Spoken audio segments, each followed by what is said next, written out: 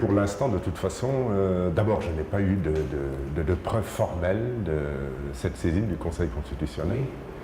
Mais ce que je puis dire, c'est que le président de la République est tenu de respecter la loi électorale en particulier.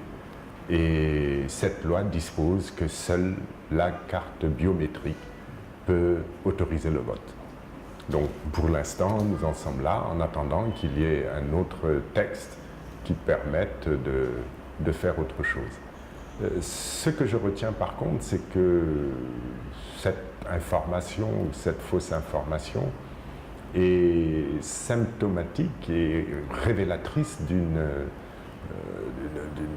incompétence et d'un échec. D'un échec d'abord, mais d'un échec dû à une incompétence.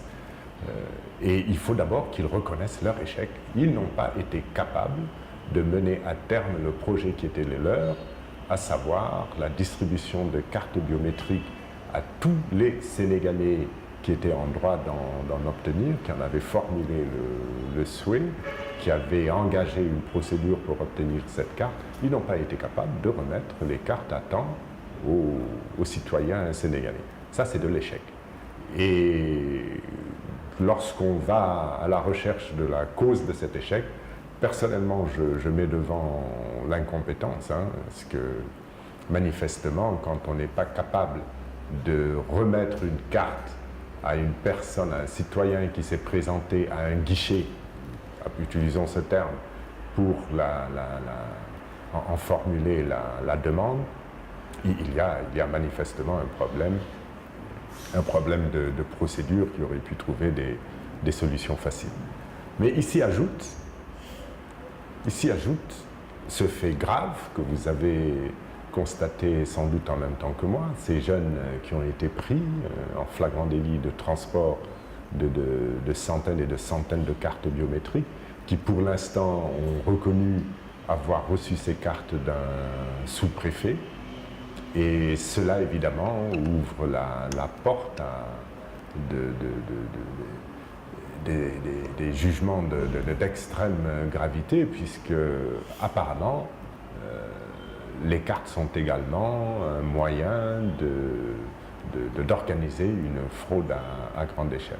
Et là, ça devient évidemment beaucoup plus grave s'il se confirme que c'est un sous-préfet qui a remis ces cartes à ces jeunes qui s'apprêtaient à aller les distribuer, je crois, dans le département de Matam.